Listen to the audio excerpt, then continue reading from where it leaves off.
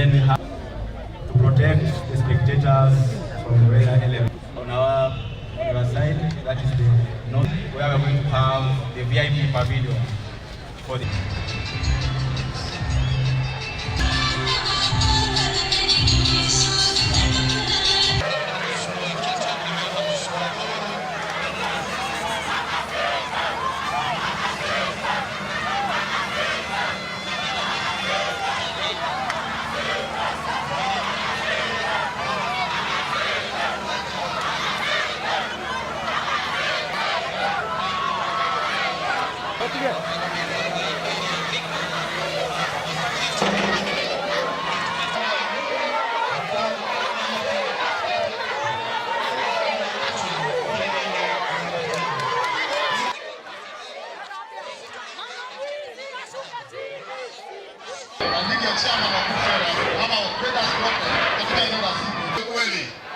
Si tumekuja hapa kwa sababu ya mradi. Tumesema leo kama vile tuliongea na Rais William Samoei Ruto ya kwamba uwanja wa stadium utajengwa. The people of Kiambu tuliweka siasa kando. Ombeni mtafanya hivyo siasa. Mwambie asante sana. Kando na hii stadium. Kazi ndio hiyo. ni vizuri kidogo kuwe na kitu inaitwa political, And we are doing the final of the stone so that we can put in the traders stadium. Na kama vile nimesema tumekuwa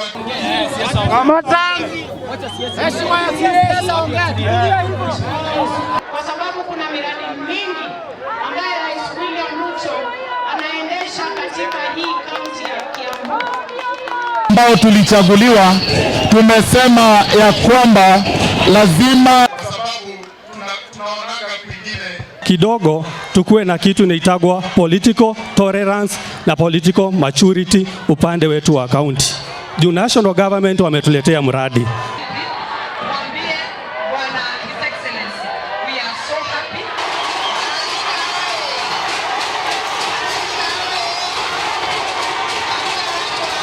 Watu wenye hizi sports wasifukuzwe tafadhali.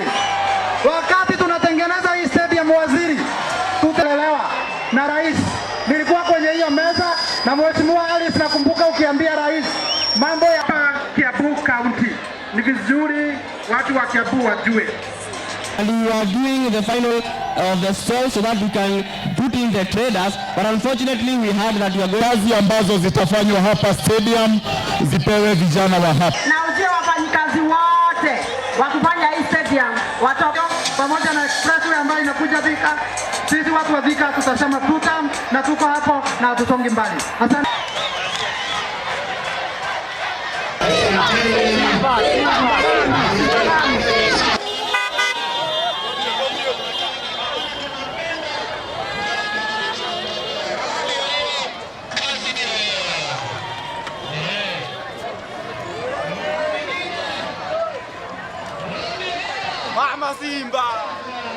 Lazima tuketi, inaitwa negotiated democracy, ambayo mnasema sisi kama indigenous wenyewe tutashikilia hii, alafu wengine wakichukua ile viti ingine, lakini mkichukua kila kitu, democracy can also create problems. Ama sivyo wazee? Sio mambo tu ya wengi wape, wachache waheshimike, tugawane, tukae pamoja. Twaambia karibuni nyote mulo moyoni zimetungia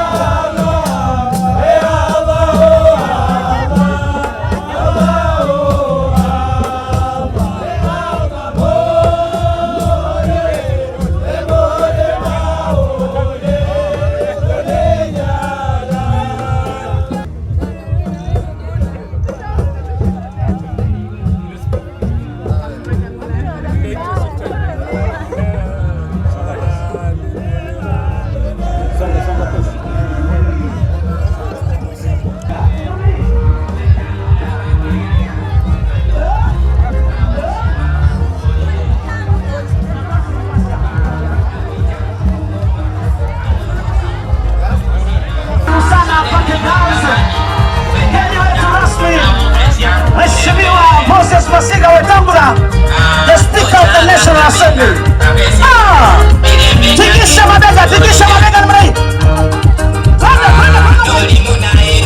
Usimame sote tuweze kusimama. Tikisha mabega. Sisi ambaye hodi Kenya, kama mwezi. Na wimbo wa Jumuiya ya Afrika Mashariki. Nilikuwa nimekutaarifu mapema. Rukayan. Haya, ni kama area members of the parliament, parents, guidance, and achieve more than what we have achieved. Our prize, wear your awards with humility, and let the awards inspire you to achieve more than what you have achieved today. They inspire you to achieve more than what you are achieving today, okay? Congratulate for the dedication. She's always dedicated. Shuleni kwa makuru na madoda tumefuzu mtihani, matokeo ya faida. Heko kwako kaputeni, mama wetu mkombozi, elimu waithamini, kulipia wanafunzi in the whole coast. And I the first kwa lugha ya Kiarabu, Zahara na mwenzake.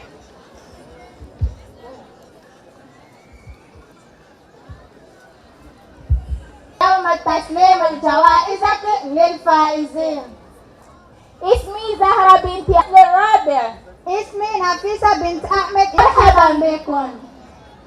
اليوم في فاتح الله. Mbele yenu ni Ryan Omar aliyekuwa katika shule ya upili ya wasichana Pate mwaka jana. Twamshukuru Wadudi kutupa njema grade.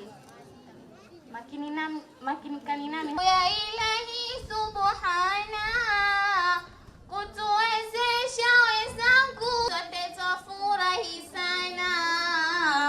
Twamshukuru Wadudi kutupa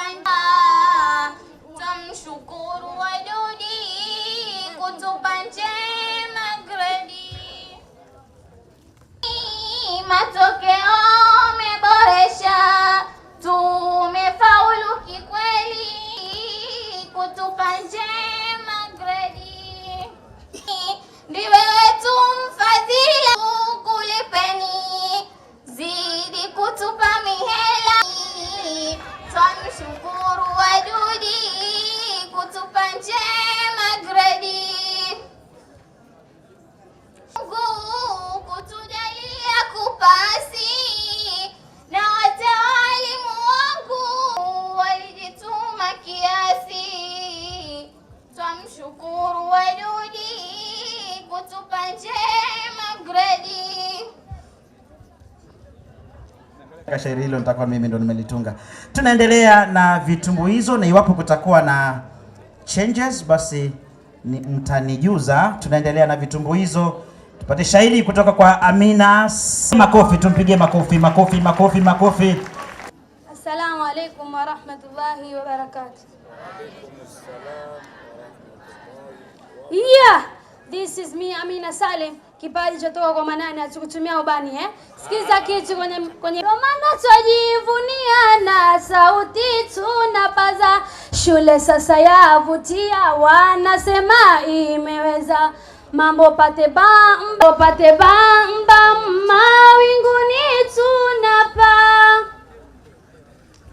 Kisha wakwenda chuani. Mambo pate bamba mawinguni tunapa. Mawinguni tunapa. Walimu meshikamana sio 32-15 wanaenda university, na hiyo ni maendeleo mazuri kabisa. Unajua, sisi tunasema education is the equalizer. Sasa education vile ni equalizer, ndio mnaona Mheshimiwa Captain hapa kama angesoma basi angeweza kukuja kule kwa bunge kupatana na wale watu wamesoma huko, watu wengine wako na PhD, wengine wako na masters, wengine kila mtu.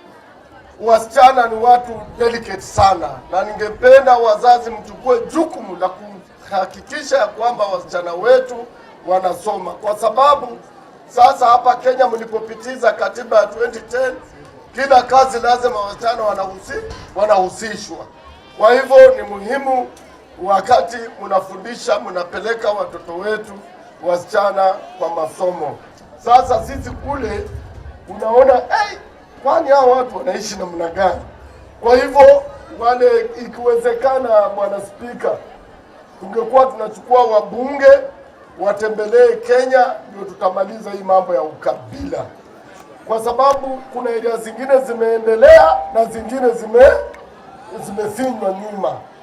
So wakitembea hivi ndio watahurumia wengine pia wapate, hata kama ni kidogo.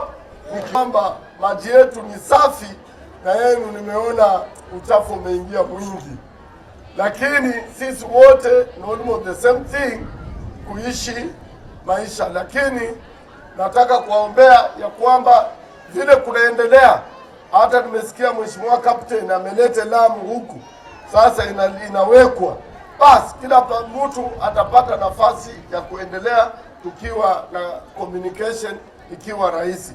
Kwa hivyo nataka kuwashukuru sana kutukaribisha hapa, na mimi nina furaha Spika kuleta hapa. Nichukue nafasi hii nishukuru timu ya security team, na nashukuru nyote kwa sababu wakati huu hii 13 Parliament, Mr. Speaker, tumefanya vizuri. Shule zetu hazijafungwa. Wakati nilipoingia 12 Parliament, Basuba Ward, shule zilikuwa zimefungwa kwa miaka 6. Nikang'ang'ana kupiga kelele bungeni, petition nini ndio mpaka zikaja kufunguliwa. The whole ward ilikuwa imefungwa miaka 6, hakuna shule. Lakini alhamdulillah tumeshirikiana na ministry na security team, shule sahi zote walimu wanasomesha kama kawaida. Speaker, naomba kule tukitengeza policy tuangalie maeneo yetu. Mheshimiwa Wanjala, munisikize pamoja, munisaidie na Speaker. Hapa mkipatiana office operation ya hii ministry hawawezi kutembea kwa sababu huku ni gharama ni kubwa. Hapo Lamu Town kuja hapa, huyu county director akitoka Lamu Town kuja hapa dakika 25 minutes kwa boti lazima atumie mafuta 13,000. Hiyo 13,000 inaweza kupeleka Nairobi na ikakurudisha. Sababu ukitembea kwa bahari zile boti zinatumia mafuta zaidi. Sasa hizo ni changamoto ambazo zinasababisha elimu iwe chini. Hata akitaka kutembea vipi hawezi. Pesa office operation mtu wa Lamu anapewa sawa na mtu wa Mombasa. Yeye hiyo yake anaweza tembelea siku moja. Kufika paka Kiunga lazima, kama ni boti ni yake, lazima atumie mafuta ya 45,000. So hiyo pesa operation inaisha kwa siku moja huko. Lazima mbunge achipin. Kama uchipin education inaenda hivyo. So kuna changamoto tofauti. Lakini juu na changamoto zote niwaambie, hapa zimefinikwa zisipate joto, zile ni computer, ni laptops. Kuna laptops 15.